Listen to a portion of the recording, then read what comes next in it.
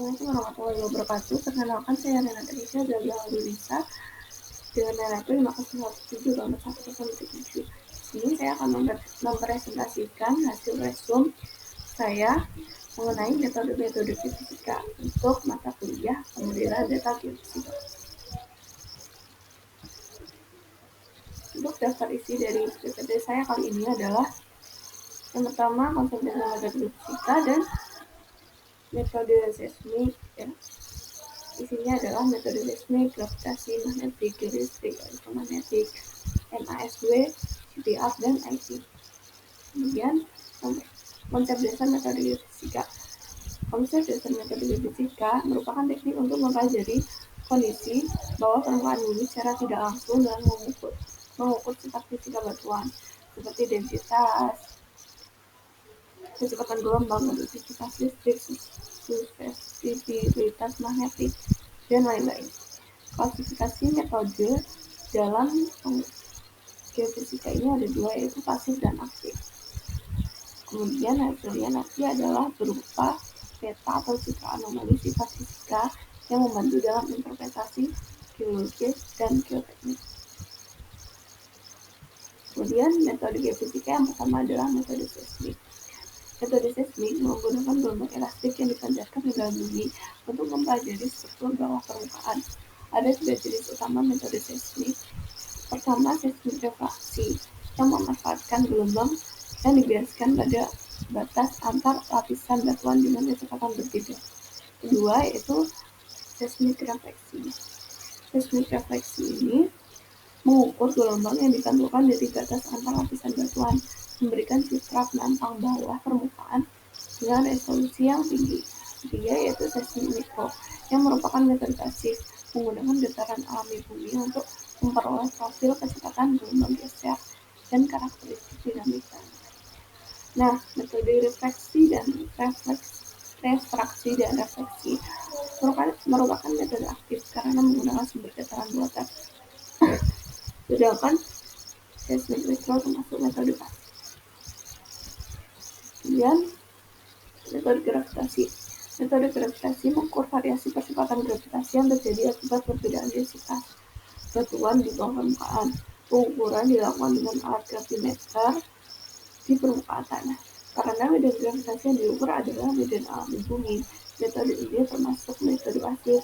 Hasilnya berupa peta anomali gravitasi yang dapat digunakan untuk memperkirakan struktur dan densitas batuan bawah permukaan. Kemudian metode magnetik. Metode magnetik mengukur variasi medan magnet bumi yang disebabkan oleh perbedaan susceptibilitas magnetik buatan. Pengukuran dilakukan dengan magnetometer yang bisa dipasang di permukaan atau udara. Karena medan magnet yang diukur adalah medan alami, metode ini juga termasuk metode pasif. Hasil pengukuran berupa peta anomali magnetik yang sangat berguna untuk eksplorasi mineral magnetik. Kemudian metode geolistrik atau biasa disebut dengan metode resistivity atau resistivitas, yaitu mengukur hambatan jenis listrik bawah permukaan dengan cara menginjeksi arus listrik melalui elektroda dan mengukur beda potensialnya. Karena arus listrik yang digunakan adalah buatan, metode ini termasuk metode aktif. Parameter resistivitas yang diperoleh membantu dalam mengidentifikasi lapisan akuifer, mineral longsor, serta sifat fisik batuan seperti porositas dan saturasi air. Kemudian metode elektromagnetik atau EM, yaitu menggunakan gelombang elektromagnetik yang dipancarkan ke bawah permukaan dan mengukur responsnya. Karena sinyal elektromagnetik yang digunakan adalah buatan, metode ini termasuk metode aktif. Parameter yang diukur adalah konduktivitas listrik dan induksi elektromagnetik yang dapat digunakan untuk memetakan distribusi air, tanah, dan zona mineralisasi. Kemudian metode MASW atau Multi-Channel Analysis of Surface Waves. MASW adalah metode yang mengukur kecepatan gelombang geser dari gelombang permukaan Rayleigh untuk menentukan kakuan dan struktur tanah yang tetap. Akuisisi data dapat dilakukan dengan sumber dataran aktif seperti palu atau sumber dataran pasif seperti dataran alami. Oleh karena itu, metode NSW bisa termasuk aktif maupun pasif. Parameter utama yang diukur adalah kecepatan gelombang geser yang sangat berguna untuk menentukan profil keakuan tanah dan karakteristik dinamik tanah dalam kajian geoteknik dan mitigasi gempa. Kemudian ada GPR atau Ground Penetrating Radar.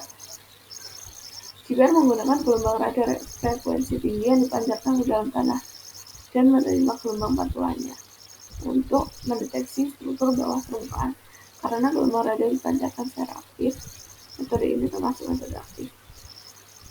Dan parameter yang diukur adalah waktu tempuh dan amplitude gelombang radar keluaran atau hasilnya nanti berupa citra struktur bawah permukaan. Kemudian adalah induced polarization atau IPI. Konsep ini mengukur kemampuan batuan menyimpan muatan listrik setelah arus listrik dimatikan. Akuisisinya adalah dengan injeksi arus listrik dan pengukuran tekanan sisa.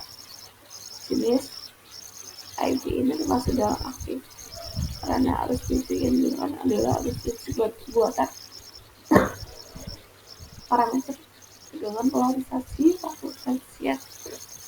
Hasilnya nanti adalah berupa kapasitas listrik setelah generasi lokal. Kesimpulan, ya itu tadi metode terdiri dari dua metode pasif dan metode aktif. Setiap metode mengukur parameter fisika spesifik. Keluarannya bisa digunakan untuk kajian. Sekian presentasi dari saya. Assalamualaikum warahmatullahi wabarakatuh.